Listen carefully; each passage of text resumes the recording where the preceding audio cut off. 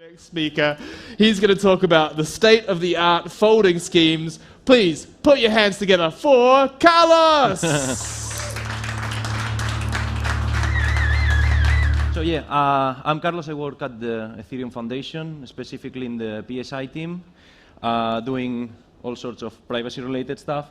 And today I'm trying to introduce everyone to one of the latest explorations that we have been working on during these last months, which are folding schemes. My idea for this talk is that people kind of understand the idea of what they are and why they are useful, and specifically which kind of use cases and things are enabling, not only on Ethereum, but like in real life, to put it on some sense. So yeah, we will try to follow like this roadmap. What are folding schemes? Which are the important properties? Which are the most relevant advances that we have seen in the field? And finally, what can be building us with them? So folding schemes, they are basically kind of snarks, we could say, or at least tools that allow us to make zero-knowledge proofs at the end, or succinct proofs about computation. And they have the really nice property, which they are aggregatable, and the size of the aggregated computation is always constant. So it doesn't matter how the amount of computation that we put in and that we fold into, they will always have the same exact size, which is a really nice property, specifically in the zero-knowledge proof ecosystem. They are really, really, really fast, and we will see some of the numbers. They are really parallelizable. You can customize them. You can choose trusted setup, no trusted setup, and you can like pick and choose between a lot of different properties, which is also cool for a lot of projects to adapt them to what they need. And let's try to start with the first ideas. So a simplified view of the folding instance. What we have so far on folding is that in every single round, we have some statements that have already been folded, and then we want to add new statements to that computation, and at the end output the same structure that we have at the beginning. So for instance, here we have our claim lowercase UI, and then we have the big UI claim. So those things are basically the aggregated computation that we have so far, and the small computation that we want to include and fold into our incrementable verifier computation. So what we do is we pass those things to the modded F, and this modded F we can understand it as the folding itself. And what it will do is it will basically check two things. It will check first one that this F function that we are folding, so I don't know, the addition of two numbers is the same, I am voting for a particular thing in an election or whatever use case we are in. We put some inputs, and at the end we get the expected outputs for the next round.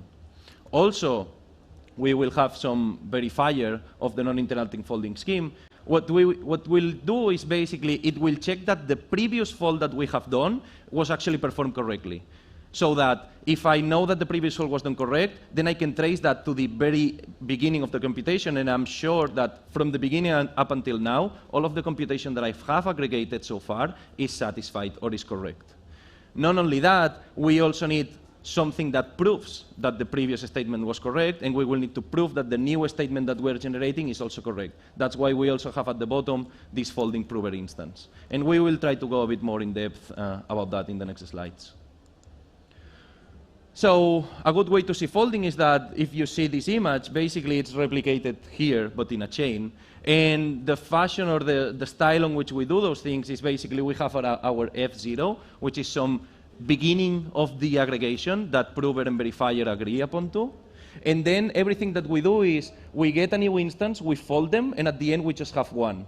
And so we do the same for F2, the same for F3, the same for F4, and you can see that at the end you are always just having a single instance which has the same size of all of the previous ones. So we have no increases in size, and we have the same speed for proving the correctness independently at the stage at which we are. So we can fold 1 trillion things if we want, and the size will exactly be the same, and the time that it takes us to prove these things will be exactly the same. So the only thing to notice here is that what we are accumulating are claims about the computation and are not zero-knowledge proofs per se, and we will see what that means for the next steps. Note, at least on a side note, we can aggregate and fold not only in a serial fashion, but we can also parallelize those things. And it's what we did in this Merkle tree. So for example, you can see that we have these F0 and F2 instances, and when I am in intermediate node, I can also fold F1 into that. So at the end, it takes me to fold 10 instances, just 3 levels of a tree.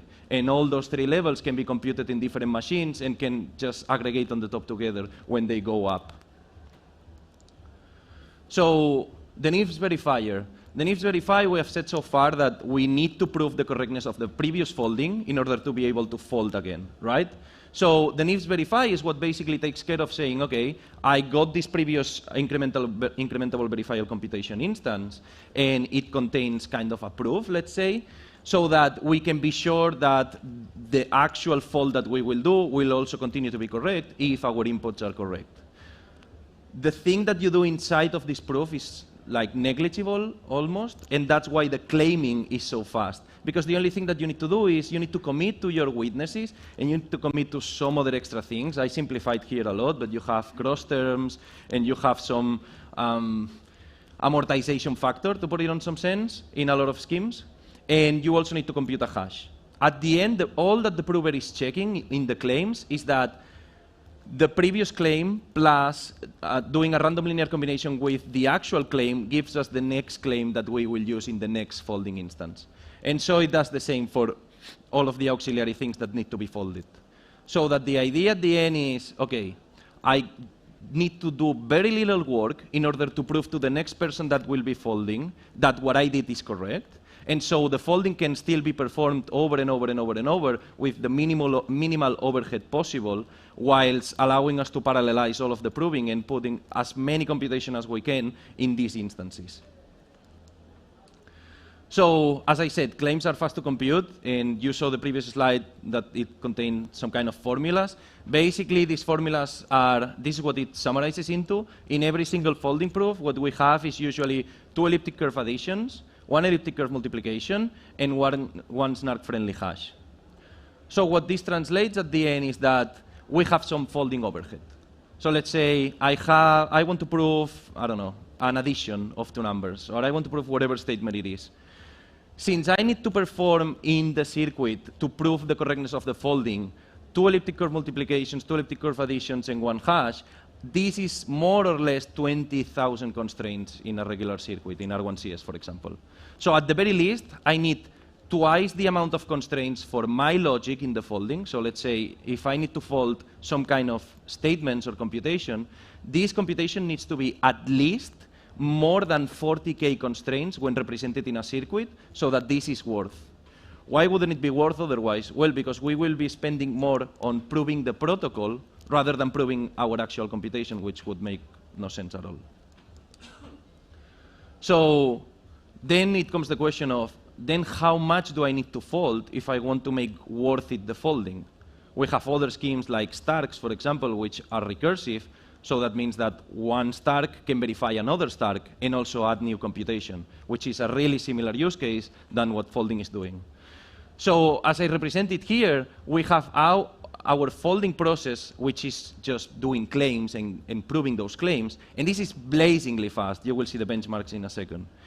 And then on the other side, we have recursive Starks or Snarks or whatever you want to put, which are not that fast, let's say, but they are already a snark at the end, which is not the case for folding. So what that means is, if I'm using folding, what I need to make sure is that I fold enough stuff so that I save enough time during the folding process, that at the end, I still have time to do the snark over the last instance, and everything is still profitable in regards of time. Whereas, if I'm going with snark or recursive Starks or stuff like this, the only thing that I care about is have fast recursion. Because at any point I can just say, okay, I'm done. And here you have the Stark, and everything just works, right? So this is the main difference, and this is what makes these systems nice, but also tricky to use, because you need to be able to estimate if the amount of folding that you will do in your use case is enough so that it's profitable for you to actually use these kinds of schemes. So here we have some numbers, and these come from some explorations that we did with the PSC team and 0xPark in Vietnam this year. We have an entire post about ZKEVMs using Nova and some other folding schemes. And basically what you can see here is that these are the numbers for preimage of a hash, so basically checking a hash of some inputs. And we can see that, for example, for 8 kilobytes of a hash, which is 3.4 million constraints. Folding schemes, so claiming, it's 100x faster than Halo 2 and approximately 100x faster than Plonky 2, which are the most used proving systems in the actual time. That doesn't mean that these systems are worse by any means, because after doing all of these claims, we still need to make a snark that proves the last claim. And this will take a lot of time, of course. So the main difference here is, will we fold enough times 8 kilobytes so that these 100x gains at the end pay off and we have time to create a snark and we are still profitable in time? So this is the questions that we propose in this blog post. And now this is the interesting part of the talk for the people that it's not technical or that it's not that interested on the theoretical side of the things, which is what can we build with that? So one of the first things that we can do is, okay, which use case do we have in the Ethereum ecosystem that actually require aggregation or accumulation of computation? And one of the first ones is the beacon chain signature aggregation. In the beacon chain, in every single round, we have a set of validators, and those need to sign that they are okay with the block that is proposed or these kinds of things, right? So what if instead of using BLS signatures, which are complex and are difficult to prove inside of snarks, we don't simply use, I don't know, curve to 5519 or any kind of scheme that it's much, much, much simpler to implement and probably faster, and we aggregate it using these kinds of folding schemes. This has the idea that instead of having, let's say, 25,000 validators per block or something like that, we can grow up to like millions, for example, so that we have 1 million people or we have 3 million people, 5 million people actually validating every single block in Ethereum and being able to aggregate all those things together so that the space that all of these signatures take, at the end it's tiny and constant. Indeed, it's the same as one single signature. And this is based on an idea that Vitalik proposed to use Stark aggregation for the beacon chain, but translate it into the folding schemes.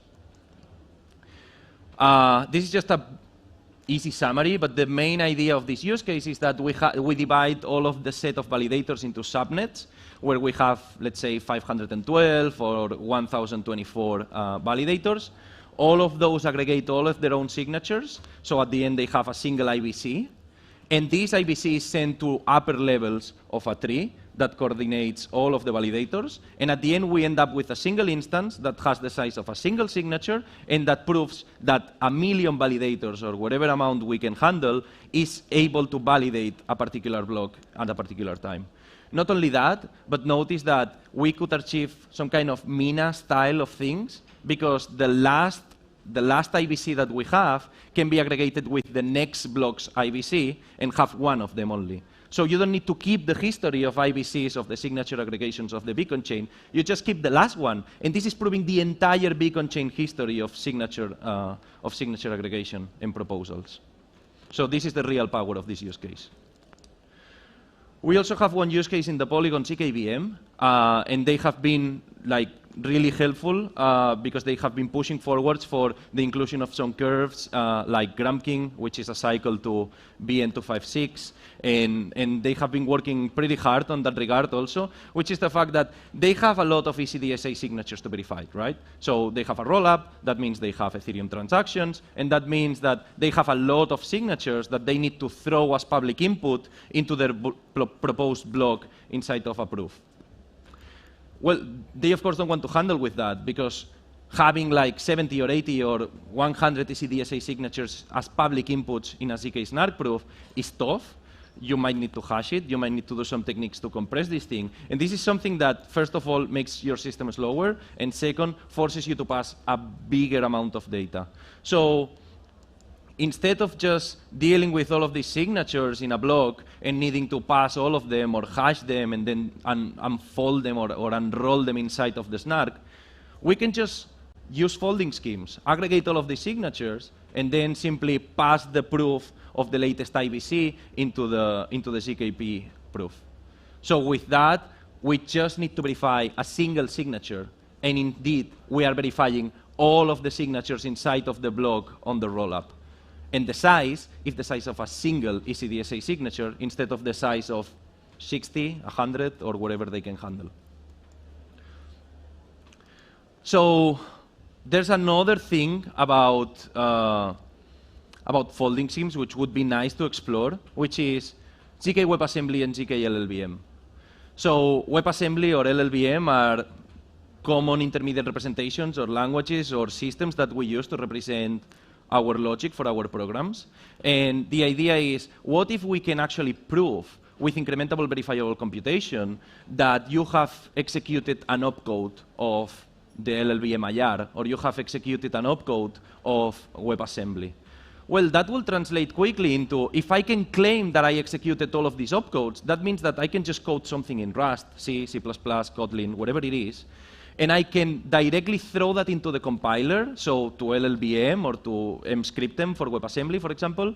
I can prove that inside of it, and then all of a sudden I have a proof of any program execution written in almost any language that targets these two like compilers or intermediate representations or whatever you want to call it.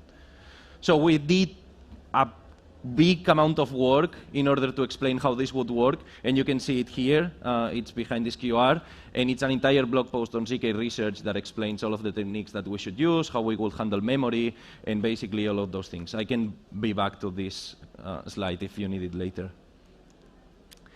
And then we also have, in order to help with these things, Supernova. So we have seen folding schemes with an F function, but solely an F function, which means we can only prove computation for one particular thing or one particular statement.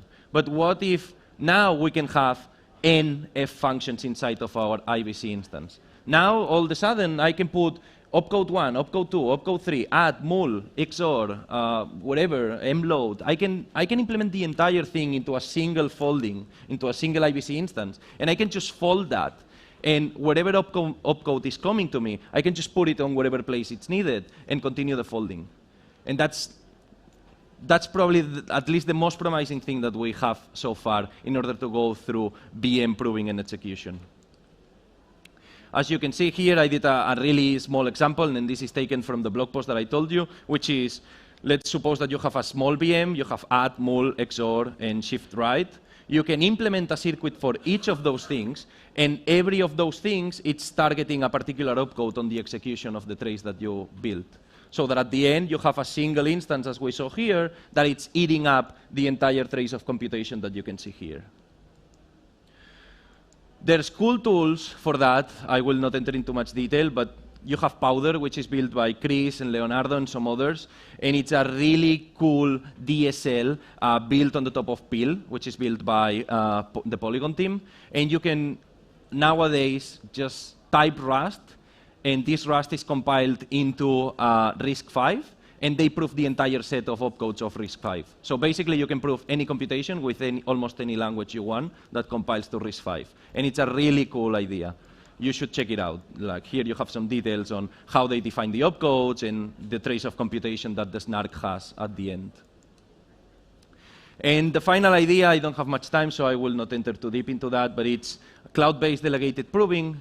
Once we can actually have privacy built into the folding steps, what that would mean is that, okay, I can just get the thing that I want to prove and I want to add into this folding or incremental verifiable computation. I can throw that to AWS or to my computer at home or wherever it is, and I can delegate the folding costs, so the cost for the prover and the verifier of the previous step, and I can just add them later with a folding that I can quickly verify and that someone else has done the work to compute. This could enable quite a lot of things, as I said here, folding for delegated voting. You can prove the correct transaction by yourself. So for example, I do a transaction on Ethereum, and I delegate the proving of this transaction to some instance in the cloud, and then it's me who provides this transaction. So this could allow for example, aggregation of all sorts of different transactions by the users themselves, and then parallelization in regards on how to aggregate them on the nodes. This is just a few names so that you know them in case you are interested about that. These are the folding schemes that are most notable nowadays and that we are deeply studying. Nova, Sangria, and Supernova were more or less the original ones. And then we have unstructured permutations in folding with origami, and Hypernova and Protostar, papers that came out like 1 month or 2 months ago, and that we are now trying to implement benchmark and see if we can build tooling for them for the ecosystem. So that would be it. Here you have a link to the slides in case you want to basically get the links of all of the other stuff. Thank you very much. Can you see on the screen there's some questions? Oh, yeah, sure. Oh, the questions are here? Yeah, if you want to read. Okay. So folding can work as a replacement for recursion or accumulation? Yeah, exactly. This is the main idea. Indeed, it works as accumulation, and it saves us to go through all of the complexity that comes with recursion, which is quite high, I would say, at the very least. Can you elify what is a circuit? A circuit is simply a representation of some computation that we want to be able to prove. It can be that I did a transaction that is correct. It can be that I know 2 numbers that sum together give 16, or that I know how to factorize, I don't know, some number. It can be anything, basically, that you are actually able to represent as a set of constraints inside of these techniques. What's your take on the Nova vulnerability? Can you tell me more about ZK security? Okay, so what this is referring to is a paper that came out like a week ago or something like that, and it claims that there's a bug, and there was a bug on the Nova scheme, specifically on how the curve, I mean, we haven't spoken about that because I didn't have time to go that in depth, but basically there's a curve cycle, so you go between 2 curves and you travel around each other all of the time, every time you do a folding. So the way in which this was done inside of the implementation in Rust in the Microsoft Nova repository was not safe, or basically it was not well handled, so there was a bug there. And in the paper it was not formally specified or proven, so Dan Bonnet, Srinath Sethi, and sorry, I don't remember about the other author, they did a paper which basically formalizes how to deal with this cycle of curves and how to basically address this issue. Now it's solved, so anyone can use the Nova code, and it's completely safe nowadays. Anyone else has some questions?